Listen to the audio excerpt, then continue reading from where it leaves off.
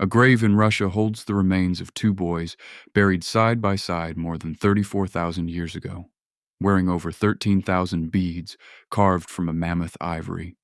Each bead would have taken roughly 10 hours to make by hand. That means someone spent the equivalent of over a year of labor decorating bodies that would never move again. To understand why, you have to understand what these people believed was waiting on the other side.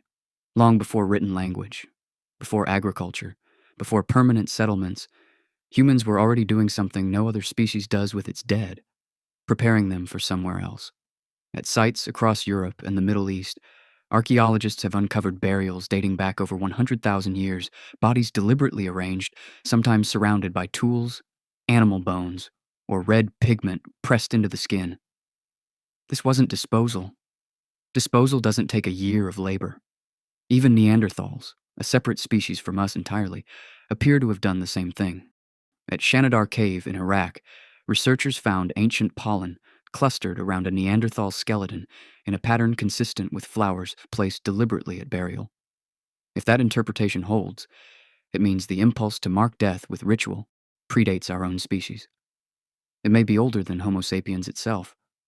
Here's what makes this stranger than it first appears. None of these people left writing. There's no scripture, no oral account passed down intact, no direct record of what they believed waited beyond the grave. Everything we know comes from what they buried. And what they buried tells a very specific story. The objects matter enormously. Tools were placed as if they'd be needed again. Food was left as if someone still had to eat. Ornaments were added as if appearance still mattered somewhere else. Archaeologists don't read this as sentiment. They read it as logistics, the belongings of someone setting out on a journey, packed by people who expected the traveler to arrive somewhere and need them. That single detail reframes the entire discovery. These weren't graves built to say goodbye. They were graves built to say, safe travels. The pattern doesn't stop at objects.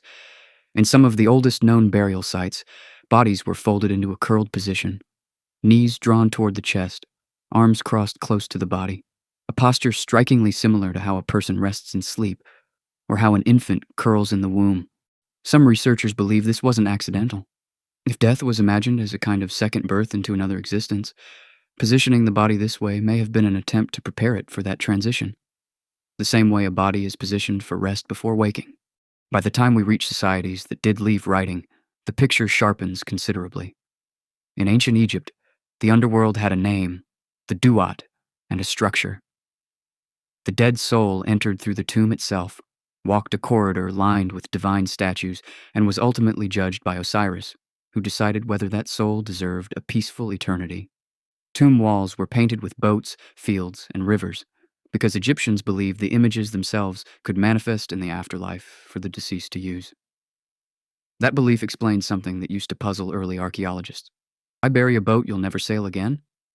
Why paint a field no living person will ever farm? The answer is that in the Egyptian model, image and object weren't just symbols. They were functional. A painted boat wasn't a memorial. It was equipment. This idea of death as a physical journey, one requiring preparation, supplies, and the right conditions to succeed, echoes far beyond Egypt. In parts of ancient China, tomb complexes were built as entire miniature worlds. The most extreme example is the tomb of China's first emperor, Qin Shi Huang, guarded by an army of over 8,000 life-size terracotta soldiers, each with individually sculpted facial features. This wasn't decoration. It was infrastructure, an entire protective force built to serve one person in a life believed to continue after the body stopped. But the deeper you go into the historical record, the more one pattern holds steady across cultures that had no contact with each other whatsoever. In Jericho, skulls from roughly 9,000 years ago were found separated from their bodies, coated in plaster, and reshaped to resemble the living face of the deceased. On the other side of the world, unrelated cultures buried their dead in locations believed to connect directly to other worlds. Different continents, different centuries. The same underlying idea. Death was not an ending. It was a threshold. What makes this even harder to dismiss as coincidence is how consistently these beliefs appear even in cultures separated by oceans neither side ever crossed. Mesoamerican civilizations, entirely isolated from Egypt, Mesopotamia, and China. independently built their own elaborate burial complexes, their own maps of the underworld, and their own rules for what a soul needed to survive the journey beyond.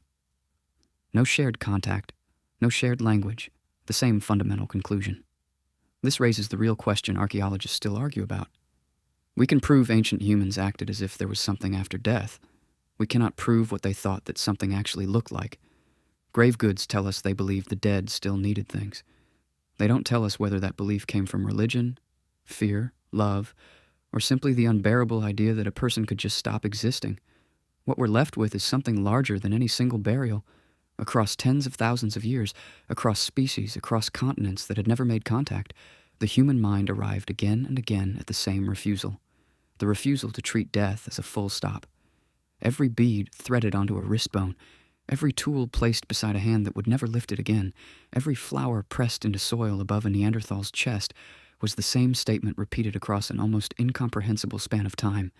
This isn't over. Maybe that says less about what actually happens after death and more about what the human mind has never been able to accept. That after thousands of generations, we still bury our dead like they're going somewhere. Thanks for watching. If you enjoyed this, subscribe for more. See you in the next one.